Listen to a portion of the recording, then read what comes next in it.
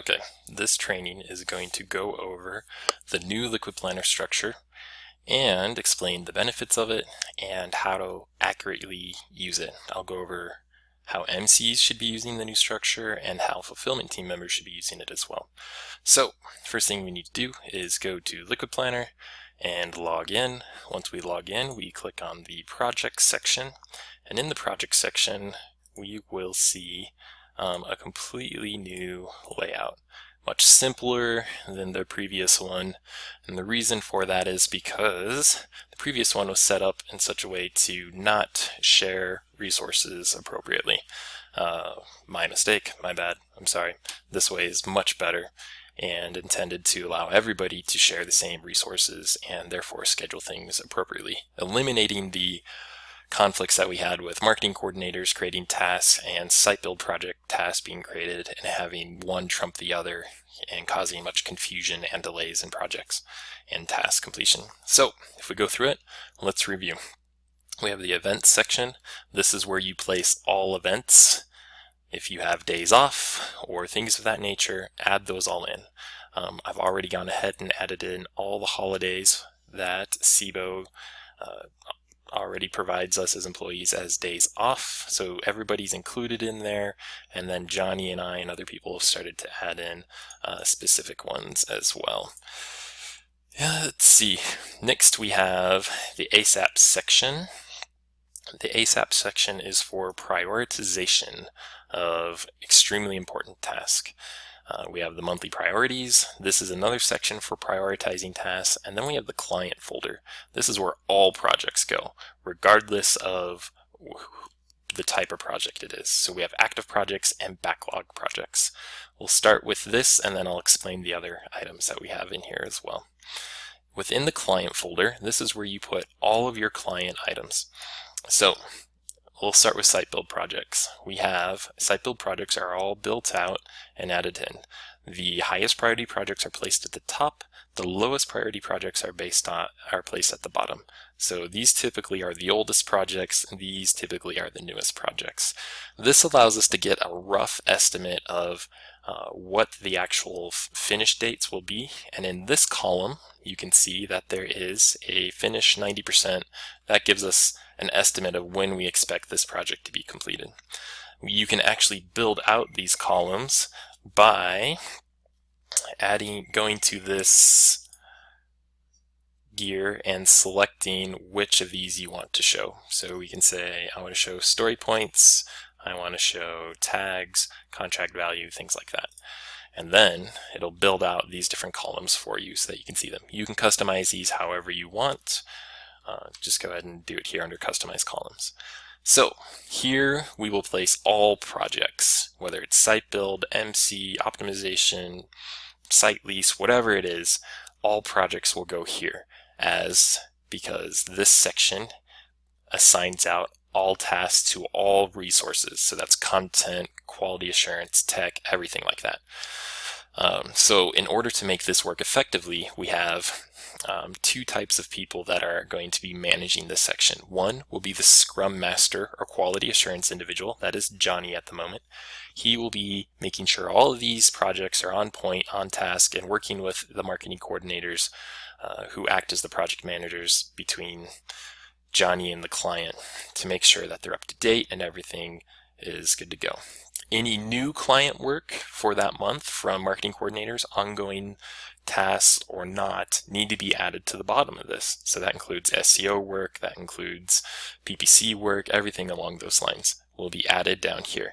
We are not putting any single task items in this. You'll see that none of these items are individual tasks. If you look, they're all within a project. So what you need to do then is if you have a new task you want to create for someone, say we finished Rowley's Red Barn, that project is done, but then they want us to do something in addition to that project, like they want us to do PPC account creation, or they want us to do some edits to the site. What we need to do is go add a project, we name it what it is, so we could say website edits. Let's say Rob is in charge of those, or I'm the owner of the project, so let's say I'm doing it. we can add that in. Bam. So that adds it. It's new, so we want to add it at the bottom of the list. And then we want to go ahead and add in all of the tasks that we need to do for that. So we can say fix banner, update links, update background, image, add in new logo, whatever. And so you can go through, you can add in Rob 1 to 2 hours. And if it's going to take Rob that on all of them, then we'll add that all in. We're good to go. And then we click add. Cool. Now you notice that we have the client set. We want to make sure this is set to Rolly's Red Barn.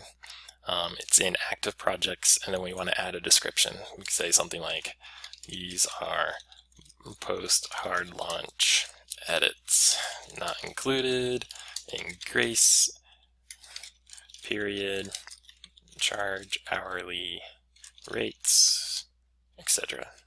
Whatever it is we want, that needs to be taken care of. We also are working with tags now. This is going to help us sort everything. So if these are maintenance invoice or maintenance improvements or just improvements or whatever it is we want, site build, we could say it's a site build project, then we're going to tag it site build project and go from there. If this is something that we've told the client that we can get to, but we won't be able to get to it until the 15th, then we want to set a delay until, and also we want to make sure that we have our statuses filled out. So story points and story status, these are things we'll be using in the future. We can go ahead and start using them now. They're in reference to Agile or Scrum project management, which eventually we'll move to. But this allows you to rate how difficult this task is going to be. So we could say this is a 13, and it's not started yet. So when Rob looks at this, he'll say, oh, this is kind of complex. So I'll make sure to allocate the appropriate amount of time. We also want to go through these and make sure we have our hours set for each one of these. And once they're set, we'll reschedule or refresh, and then that gives us the total estimate. We're thinking about 6 hours, give or take, with 1.5 hours more or less. This is saying it's going to be done around the 16th.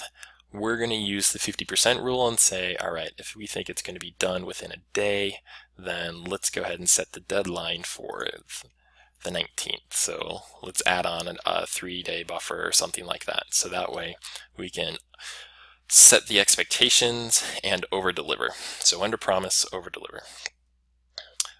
The reason we're doing this and not just adding in random single tasks like this is this allows us to assign those resources to that client and say, we've done 6 hours of work for you. If you look on the tasks, we can't assign this to a client. It's not editable that way. Only projects are assignable to a client. We want to be able to have everything that we do tracked. So if we need to have meetings in here as well, then we want to add in a partial day event and say it's a review meeting. And then we'll say, we know what date that's going to happen on. Let's say it's going to happen on the 15th, and we add that in. That's good. We know it's going to take. We can set the time. It's going to be an hour. We can even set it to be longer than that. This allows Liquid Planner to know that for that week, out of the 30 hours that you have available to you to do work, one of those is going to be dedicated to a meeting, so you won't be doing work during that time. So it won't overschedule the work you need to do, and therefore it won't underschedule the deadlines, meaning these deadlines will be much more accurate as a result of putting these in. If we also need to have a hard deadline, meaning we have to hit the 18th or 19th or something like that, then we add a milestone. This does not change based off of the resources available. It's one of those that we have told the client we'll hit at this date, and we have to reshuffle our expectations in order to make sure, or our resources and tasks and things like that in order to hit that deadline. So we'll say this is a final review of tasks, Pete, and we'll say that's 5/20/15. and add that in. So that's our deadline. So this is how I want everything to be done. Whether it's a one task item or not, they need to be added to a project. 9 times out of 10, when you think about it, rarely is any task just one task. Usually it's because we're lazy and we don't want to think through the actual steps and project of that task, that we make it one task.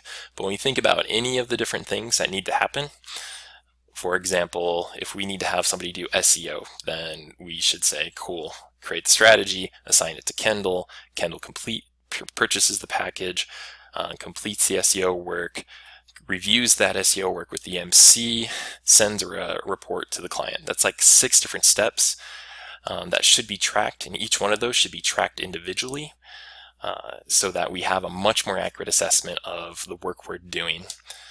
If we only create one task that says do SEO, then how am I supposed to track that if I'm Kendall? Am I going to start tracking that when I'm actually doing the SEO? What about the time I spent actually doing the strategy, implementing the strategy, purchasing the packages, things like that? Those are things that we need to make sure we're tracking, which is why we aren't doing any single edits anymore. Take the time to build out the project, do it right, track the hours, and then we'll bill the client for the full amount of hours, not just the work that we did. We want to take into consideration communication time and everything like that. With site build projects, we build in a project management fee. That's about 20% of the project final price. And that covers our meetings, communication, things like that, which is still our time, valuable time. So this is what I want you to do each time within the active section. Now, if we look at this, we can actually look at, cool, we have all of these things. They're all set up. The E stands for effort. This is the deadline or milestone that we set. These are all dependencies on each other, so we know from top to bottom it'll schedule these things accordingly. And if we look at the deadlines, it breaks them all down for us, saying we'll get these all done at these dates, things like that. Since it's at the bottom, Rob doesn't have any other tasks assigned to him, so he should be able to crank that out in a day. Now, I'm going to go ahead and delete this. Now let's look at these other packages. We have a backlog package.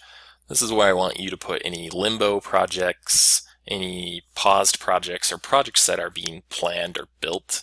The reason being is then they won't be assigned to anybody and it won't screw up anybody else's schedule. Anything that's in a backlog project will automatically be paused. So these things need to be reviewed on a weekly basis. So if you are in charge of any of these projects, you need to make sure that you're looking at these and reaching out to these clients to find out what is going on, if there's any obstacles that are preventing them from moving forward, and if there are, try and find out ways that you can remove those obstacles to help that client complete so we can collect final payment on all of those things. I'm also putting low priority items here as well, things that don't need urgent responses, but we still need to take care of eventually. We also have a section for internal projects. So this would involve anything that needs to be taken care of, such as website stuff, mod paid dev, for example, and same thing, we have a backlog. So any future projects we need to build, we'll build those out in here, and those will be good to go. Operations team is considered internal, so I've got all the operations things built out within this. If you have any operations ideas, you can throw them in the operations brain dump. Make sure you fill out a complete description as to what your operation idea is, and then I'll review it. Let's see. So that's the client section and the internal section. The sales section, we have 2 systems in place right now. Sean has created a Trello board, which is working great. If you want to use that, you can. We have leads here. I create leads as just a single task like that. The reason being is we can use the card view for our leads, which is exactly like the Trello board. And we can set it to CRM, and we'll have introduction, mutual discovery plan, and any leads that are placed in here, you can just add them to these different sections and move them along the sales funnel and go from there. So we can do that through projects. We can also do it with tasks. If we have tasks in there, I'll build that out and we'll be good to go. So that's one way that you can do that. Trello does the exact same thing. I don't care which one you use. I would prefer everybody would just work within Liquid Planner, but if Trello works better for you, go for it. Let's see, last we have the marketing coordinators section. So anyone who has a client or takes care of clients, I've put in here. What we want you to do is to do something similar to what's built out here. So you've got your different months. I want you to organize those accordingly. So go in here, build out a project for each of your clients like this. You don't have to name them by this. You can name them whatever you want. So you could build a project for SEO, for PPC, things like that, and then assign them all to the client. Just as long as they're built out down here, that'll be great. Then what you do is once you've actually built out these projects, I'll do a sample one. So we've got an active project here. Let's go ahead and add a package or add a project. And let's say this is new website, Pete. And this is going to be for, we'll do it for ourselves, for SIBO Marketing. So we're going to assign it to SIBO Marketing. Now, within this, we're going to have tons of different tasks that we'll add in there, but for our time's sake, we'll just do task 1, task 2, task 3, and then I will select all of them and add in the estimate. So let's just say it's 10 to 50 hours. Bam. We're good to go. Set the activity. So this is website optimization. Let's do sales, or we can do I have internal? We'll just set it for internal training for now. So we'll go from there. Task status, not started. Default activity, that's already set. We're good to go.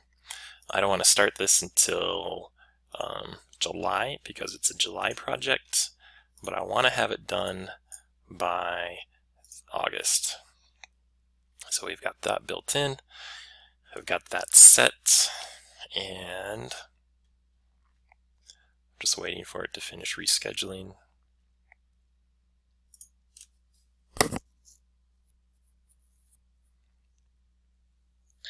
All right, it's green, so we can reschedule. Now what I want to do as a marketing coordinator is I want to say, okay, cool. I'm not starting these until July, so I can either do one of two things. I can drag these up to internal, if I want to do them there, if I want to override priorities and add them to this. Let's say I want them in July. These task 1 needs to be done in this. Task 2 needs to be done this week. And task 3 needs to be done this week. Cool. What we'll see is this shows us right here which package it's actually in. This allows me to schedule my priorities as I see them and then reschedule them according to all these others. What we're looking at is up here, the ASAP and monthly priorities. This is where we prioritize all our tasks, and then everything else is where we organize all of our tasks. These still will prioritize them according to top to bottom. So up the very top is highest priority, bottom is lowest priority. But this allows me to have more control over when things are done and go from there. So schedule's ready, we're good to go. Now this will tell me exactly when things are going to be completed. Here are my estimated deadlines. We're looking at this whole thing being done by the end of August. These are the dates based off of my availability because I'm assigned on the task. And then as I work on these tasks, I will log my hours and go from there. There's another thing we can do. We can set a daily limit. So say you have a big task like writing 20 pages of content or 10 pages of content, or even one big page of content, for example, or designs, but you only want to work on it a certain amount of hours a day. You could say, I'm only going to work on this 2 hours a day. So I'll save it. It'll schedule these hours 2 hours a day over that time period instead of filling up all of your resources. Now if we do that, we see that these actually change. They actually are pushed back out into September, early September, as a result of doing that. And then there's an alert that says my deadline's at risk because I wanted it done by the end of the month. Now it's telling me, nope, they aren't going to be done before then. So then I either have to adjust my estimates, rearrange my priority to make sure they're done, or start the project earlier, or get more people on the project. So I can add, let's add Brady, for example, and he's going to take 15 to 20 of the hours, and he's going to be able to work on it 4 hours a day. and so he'll help out with that task. He'll also, and then we'll be good to go. So let's let it reschedule.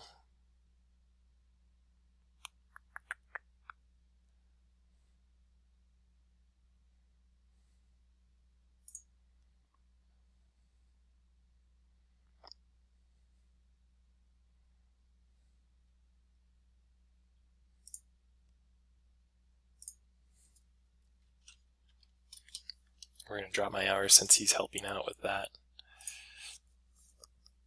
And so between the two of us, we should be able to get it done earlier. And it looks like we can't. My bad. Let's just set it so that he works only on that. Okay, cool. So that shortened everything. So now we're done midweek because he's helping out. So you can assign multiple people to tasks and go from there. So this is what I want MCs to do, is build out all these for your clients, think through what it is they need and the tasks that have to happen. You can even collaborate with the fulfillment team members. We also have templates down here. And if we click on these templates, we've got all sorts of different templates: pre-project setup, site build sales process, site build process, weekly PM tasks, client onboarding process, things like that. Some of these aren't finished, some of them are, but these help to cut down on the planning process for those redundant tasks that we have to do every month, like creating SEO plans or things of that nature. You can get 80% of the work done by building a template with all the different tasks than by doing it anew. And you can also assign these tasks out through this section here. So let's say I want to have task 1